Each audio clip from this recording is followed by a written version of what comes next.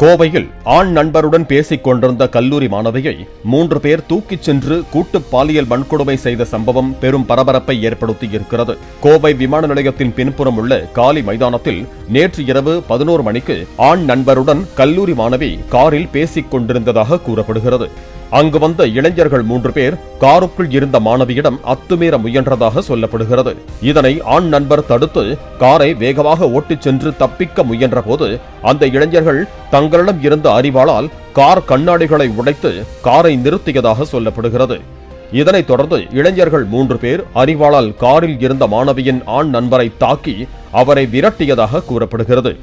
பின்னர் காரில் இருந்த கல்லூரி மாணவியை அங்கே இருள் சூழ்ந்த இடத்திற்கு தூக்கிச் சென்று இளைஞர்கள் 3 பேரும் அவரை கூட்டு பாலியல் வன்கொடுமை செய்துவிட்டு தூக்கி வீசிவிட்டு சென்றிருக்கிறார்கள்.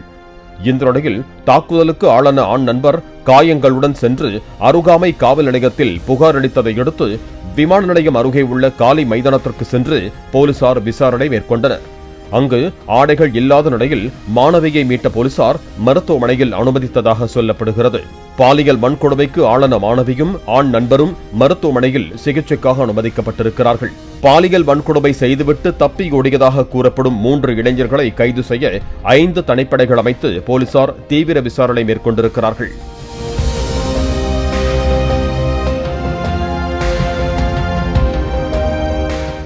பிளே ஸ்டோர் மற்றும் ஆப் ஸ்டோரில் இருந்து பாலிமர் செயலியை QR கோடு மூலம் பதிவிறக்கம் செய்யுங்கள். செய்திகளை உடனுக்குடன் பெறுங்கள்.